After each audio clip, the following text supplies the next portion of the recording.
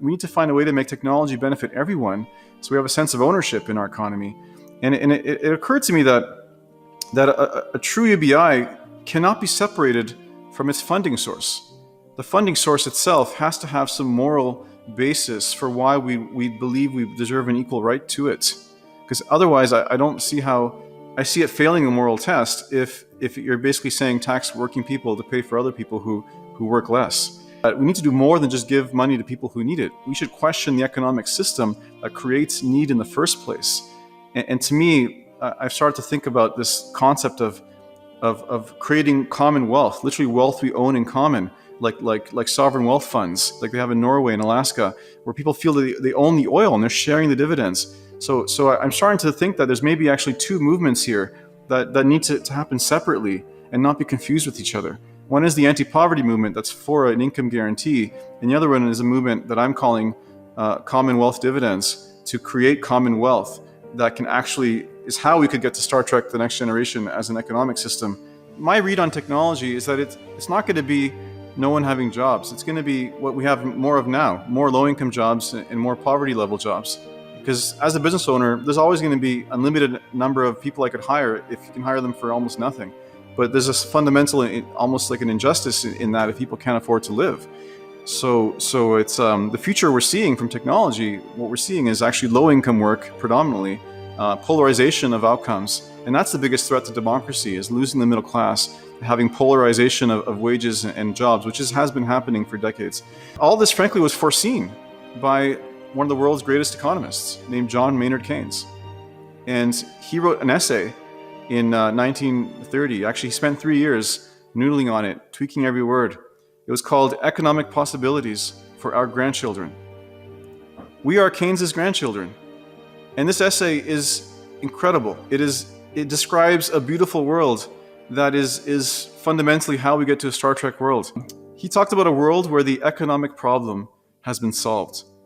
He defines the economic problem as a struggle for subsistence.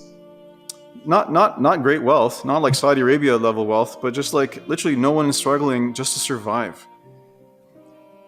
And he was very careful to distinguish this from struggling for status. People might still want to keep up with the Joneses, want to drive a Tesla, and there's obviously forms of status that are far better than just money status, like contribution, scientific discovery, having the best arts, making the best cocktail. There'll always be struggles of some sort that'll put us to work.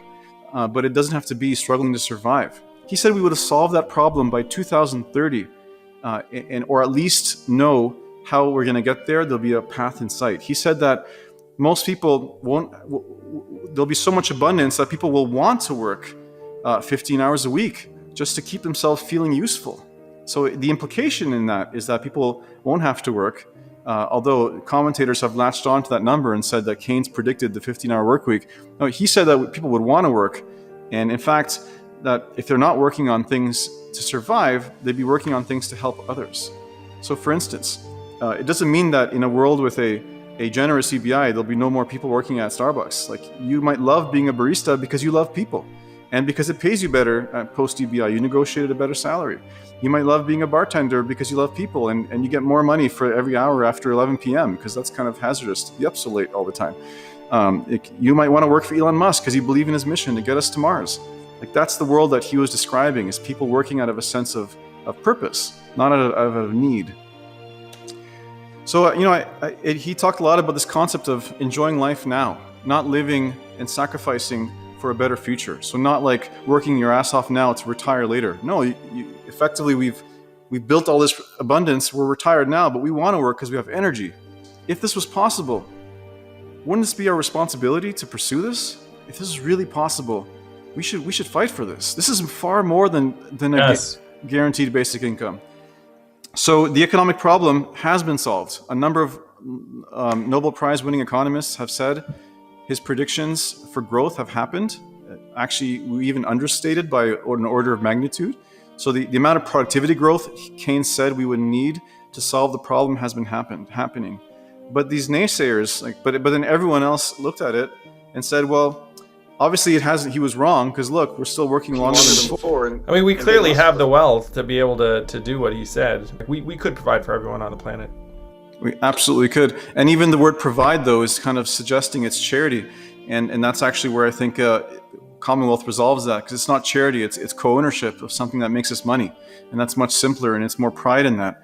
So the economic problem, it's in reach. The productivity is there. He mentioned that we would be able to discard, not that we'd be able to discard all kinds of social customs and economic practices affecting the distribution of wealth and the economic rewards and penalties, the incentives that the system operates in, that we previously justified because they grow the economy.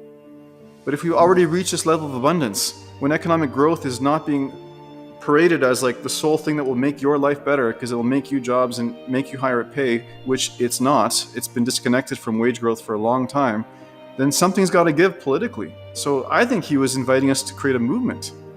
And he literally said the word nervous breakdown. He implied that individually or societally, it'll be like a nervous breakdown we'd have to go through to let go of these customs and ideas that are holding us back. A nervous breakdown.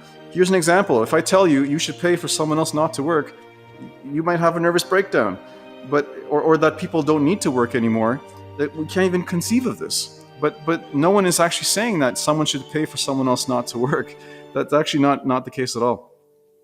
You know, but even conceiving of a society where not everyone has to work, it even makes me nervous thinking about it. It's like, what are people going to do? Like, what's going to happen? Like, there is a nervous breakdown we have to go through. And I believe that Keynes also implied that technological unemployment might be the trigger for it. He actually opened up the essay mentioning technological unemployment early on, and then doesn't mention it again. Just mentions these other things that I had said. And he defines it as labor-saving technology that's adopted faster than we can find new uses for labor. And that we will struggle with how to use this freedom from economic need that technology and compound interest, so economic growth, has brought us. But as you well know, it happened to my family in the 2000s, those manufacturing workers. The technology frees us from time, but it also frees us from income. So what's the solution? It was in Keynes's essay. He said, those who have an independent income, but no associations, duties, or ties to. And none of the commentators who have evaluated the essay picked up on that point, because he kind of hit it in a description of what wealthy people have. And he said wealthy people are the first people to get there. He didn't say like we can be like them. He said, no, the first people to get to the promised land are the wealthy of his time, and they have independent income with no associations or duties or ties. And the essay lays the case that all of us will have that soon. So to me, this again comes to wealth, co-owning some form of wealth. And as you know, wealthy people, they don't make money from income. They make money from assets. Assets make money for them. So I think that was the hint he was giving us, is that an independent income, it's basically like a basic income, but not only the basic income, some form of co-owned wealth that pays us a dividend, is how we get to Star Trek: The Next Generation.